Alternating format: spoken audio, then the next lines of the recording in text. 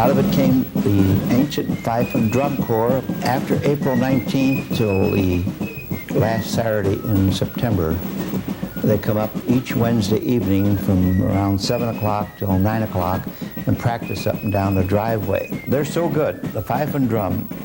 They got an invitation to go to Symphony Hall. Arthur Fiedler invited them to come up and play for a 10-minute intermission. And they played perfectly. Fiedler was tickled pink, apparently, because he got a tricon hat, made a member of the Fife and Drum Corps and Minutemen, and come to Sudbury anytime, drink all the beer you want.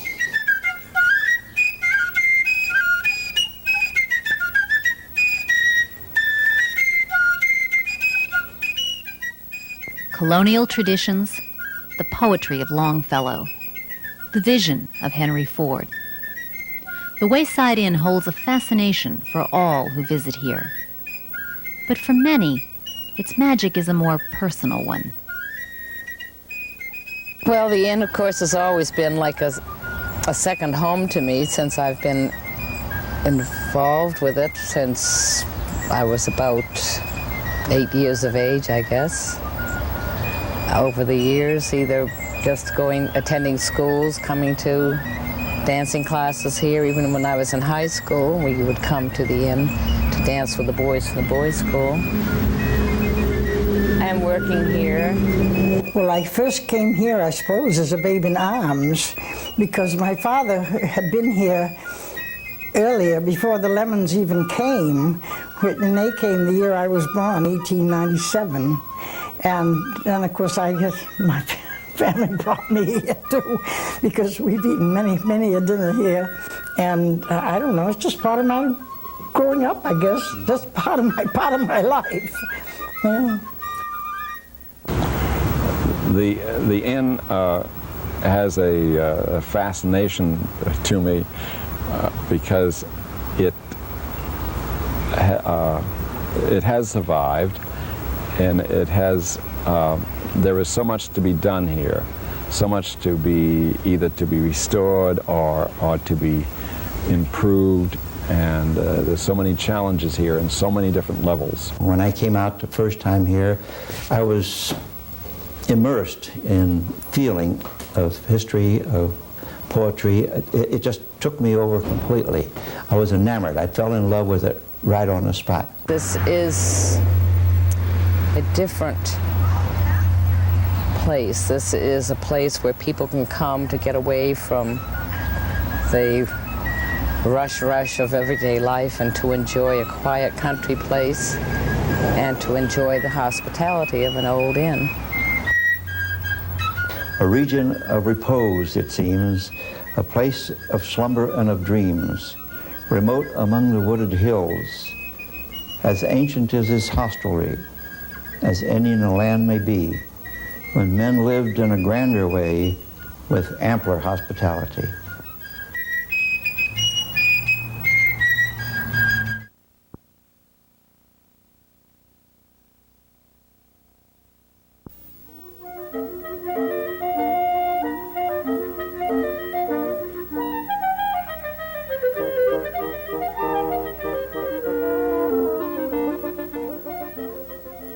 Rockport, Massachusetts. It's a town of many contrasts. A place of great natural beauty and a bustling working community. A small New England village and an internationally known center for the arts. A town that welcomes visitors and tourists, yet maintains a deep pride in its own heritage.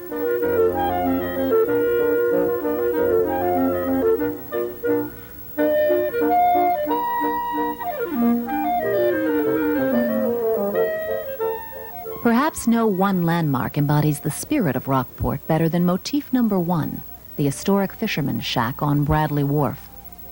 Now one of the most painted and photographed sites on Cape Ann, it also serves as a symbol of Rockport's thriving fishing industry.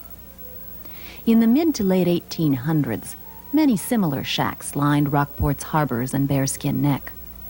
But by the turn of the century, the area's scenic beauty and picturesque settings began to draw artists to Rockport, and the fame of motif number 1, named for the frequency which it appeared on artists' canvases, began to spread.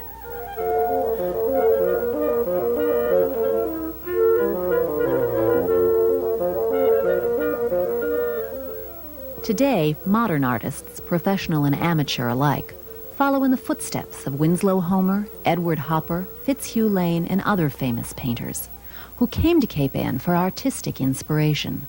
No other business had as much an impact on Rockport as the granite industry. From before 1800 until about 1930, it flourished on Cape Ann, with more than a dozen larger quarries providing stone for countless buildings and city streets. Hundreds of Irish, Finns, Swedes, and Italians immigrated to Cape Ann to work in the quarries, and settling here formed their own neighborhoods, churches, and stores. Many cut paving blocks for city streets, which were shipped by stone sloops and schooners to places like New York, Baltimore, and Havana, Cuba. It was Rockport granite that helped to build Pilgrim Hall in Plymouth, New York's Holland Tunnel, and the Boston Custom House Tower, including the classical eagles below its clock, carved in 11 separate pieces.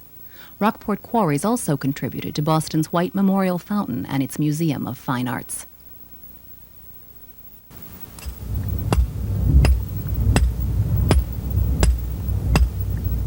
Walter Johnson gives demonstrations and educational talks about the granite industry at Halibut Point State Park. My father was a foreman in the quarries for many years, and as a young boy I used to go to the quarries with his lunch sometimes and the cold drink in the summertime, and was always fascinated watching the men cut when they cut the stone by hand before the air compressors. This would be back in 1912 or so. And I was also interested in watching the blacksmith when he sharpened the tools. And one day I came in there, and I don't know his nationality, but he spoke very broken English, and he looked at me and always smiled, and then he reached back in the other room and he had this hammer. He says, "For you." He had made this hammer for me, and it was half a pound lighter than the standard size, as I was just a boy, and he thought I was going to become a granite worker, which I never was. This is the J. Leonard Johnson Quarry, which was founded in 1898. Here they are, drilling holes, getting ready to split a block. They are now inserting the half rounds and wedges, and here they're striking with a sledgehammer.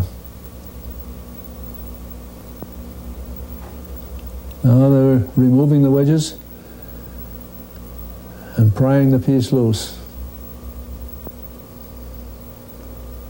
Very good block of granite. Now they're going to set that down on a flat car, and that would go by gravity down to where the cutters were working, and when it was unloaded, the car would be hauled back by that steam tag, as we call it. See the cable close to the ground in between the tracks? They're in the process of cutting paving blocks. These paving cutters worked on a piecework basis, and in 1919 they received $36 a thousand blocks, and a man like this would make his 1,000 blocks every week. And in 1919 that was pretty good pay. By the early 1930s, almost all of Rockport's quarries had closed. Paving blocks had been replaced by cement and hot top on city streets, and the Depression hit the industry hard. Today, granite buildings and monuments, as well as hauntingly beautiful water-filled quarries, remain as an enduring legacy of Rockport's granite workers.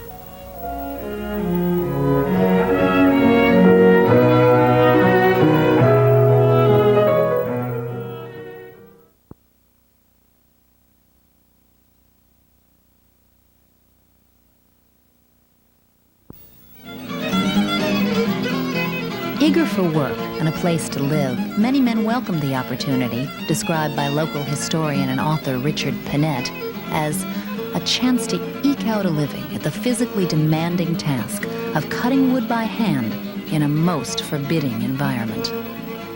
The men who did the logging in these North Woods lived in very, very crude lumber camps.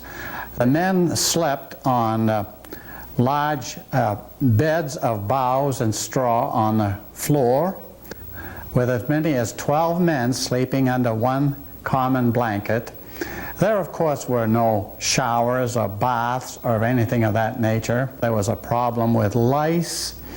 The men did not even change their underwear for as much as 6 months out of the year, and then when spring came, they finally took off their underwear and burned it. It was a difficult, very difficult life.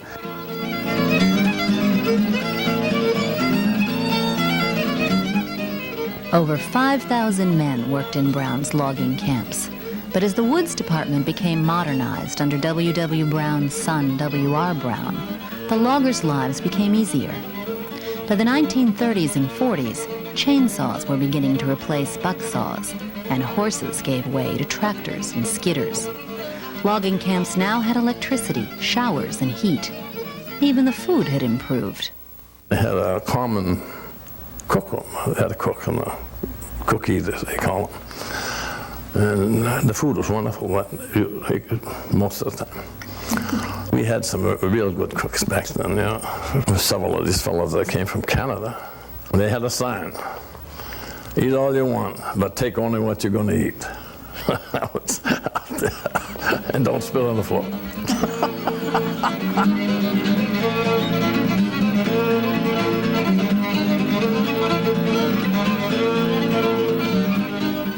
Thousands of trees were cut and piled along the riverbanks during the winter months. It was in the spring, when the waters from melting snows began to rush down the mountains, that the loggers became rivermen. All of the wood had to be transported to the mills, often many, many miles downstream from where the wood was cut. The only mode of transportation was by water. The wood was floated down. It was called log drives. The rivermen who operated the drive had an especially difficult task. They worked on the river, on logs and unlocking log jams in the water up to their waist. And so the water that they were working in was ice cold. It was just melting snows. When the ice went out of the lake, they were all ready for it, and they'd push the wood into the lake. A lot of the wood had to come across a series of lakes where in time, there were steam towboats that towed the huge raft of logs across the lakes. The wood would come down Kennebago River, and they'd boom it out where the river came into the lake. And that would flow into these booms, and when they were full, they'd close them off, and the boat would take them across the lake.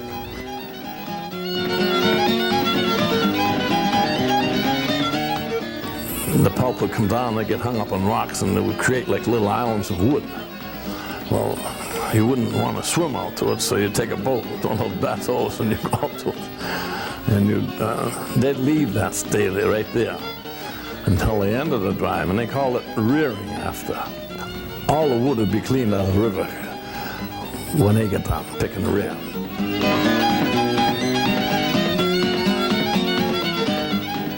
They used the river as a storage area. So there were places north of Berlin where for 2 and 3 miles you couldn't see a drop of water, just logs packed solidly all summer long.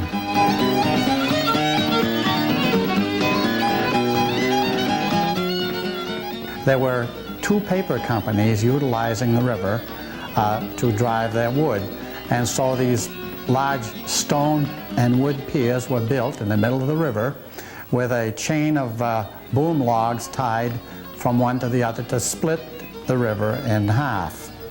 And all of the wood that was driven down the river was marked with a stamping hammer so the logs could be identified as to the owner, and the rivermen working at sorting gaps, as they were called, would direct the logs down each side.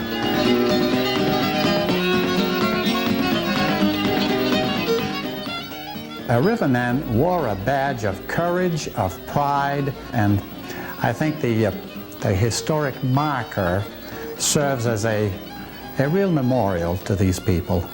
And I just felt that when the last log drive went down the river in the late 50s, that a very, very interesting era had been discontinued in this area.